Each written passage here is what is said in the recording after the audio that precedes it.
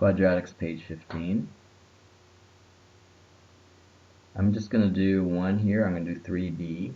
I didn't do any from 2 because the items in 2 are pretty much like the items in 3. It's just 3 has 2 parts to it. So part 1 of B is the same as the ones in number 2. So if you're confused about number 2, why don't you just watch B1. So we're going to use the calculator to figure out where this quadratic or parabola meets this line.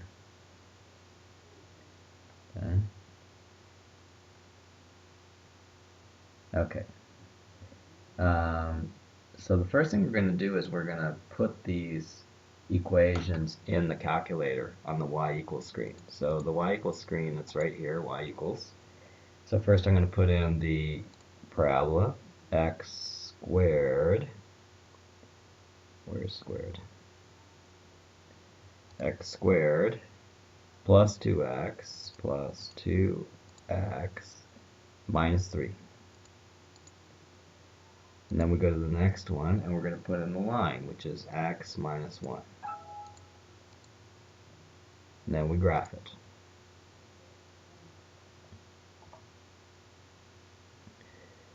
Okay, so there is 2 intersections we can see, one here and one here, right? The calculator can find these intersections with a calculation function, second calc, and then we'll say, I want to know the intersection. And they say, okay, the intersection of what? So you say, well, the intersection of this parabola is the first curve, so you say yes. And this line is the second curve, it's yes. So if you only have 2 functions in your calculator program, then you just simply say yes, yes to both. If you have like 3, then you have to pick and choose which ones, right?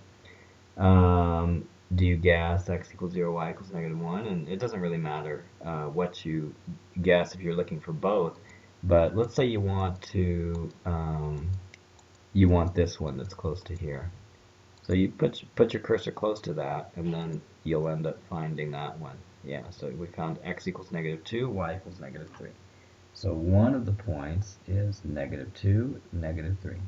And then the other point, we're going to do again second calc, and we'll do intersect, which is 5. And the first curve is the parabola, yes. The second curve is the line, yes. And then what's your guess? Well, we're gonna go close to the other point because now we want the other point. Okay, enter. So now it gave me 1, 0. So those are the 2 points that it meets. And then it says, second part, solve for x when x squared plus 2x minus 3 is greater than x minus 1. Okay, so let's just zoom in here. I'm going to make the window size smaller so you can see better. So I'll put here maybe like 10. Graph again.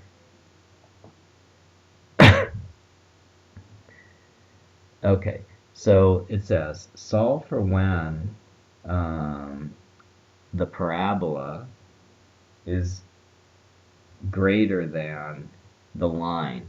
So like for example, this region here, you can see that the parabola y is greater than the line y, right? And then if you come over here, between this point and this point, actually the line is greater. The y for the line is higher. And then from this point on, the parabola is greater than the line. Okay? So when is the parabola greater than the line? Well, the parabola is greater than the line to the left of this point and to the right of this point. So how do we express that? Well, we remember this point here is -2, 3. So let's see. So it's when x is less than -2. When x is less than -2, the parabola is greater, and also when x is greater than, and what's this point again? It's 1. when x is greater than 1. Okay? So when x is less than negative 2 or when x is greater than 1, the parabola is greater. The other way you could do this without using the calculator, at least once you have the points of intersection, is uh, with a sine diagram. So you could put the x points negative 2 and 1, and then at these 2 points, the two expressions are um, are the same, right? Exactly at negative 2, they're the same. Exactly at 1, they're the same. So what about between negative 2 and 1? We can test that by checking a convenient number like 0, right? So if we put 0 in for the left side expression, we're going to have 0 plus 0 minus 3, so it would be negative 3. And then we put 0 in this one, and we have negative 1. So is negative 3 greater than negative 1? No, it's not. So at the point 0, we know that it's not true. Okay, so between these two, the line is greater. Okay, the line. And then let's check a really big number. Let's put like 100. 100 into the left side. 100 into the left side would give you like 100 squared plus 200. You're already getting a huge number. It's like 10,000 something. Is that greater than 100 minus 1? Yes. So here the parabola is greater. And then, as you might predict over here, if you put a huge negative number, you end up with a huge positive number on the left because you square it. So this, and then on the right side you have a negative number, or yeah, a negative number because you put a negative number in. So the parabola again is bigger.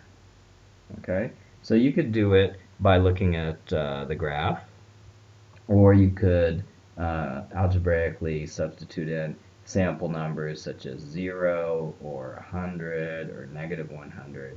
And you only need to substitute one number in each region, and then that tells you for the whole region if the parabola is greater, the line is greater. Okay, so the parabola is greater, less than negative 2, or greater than 1.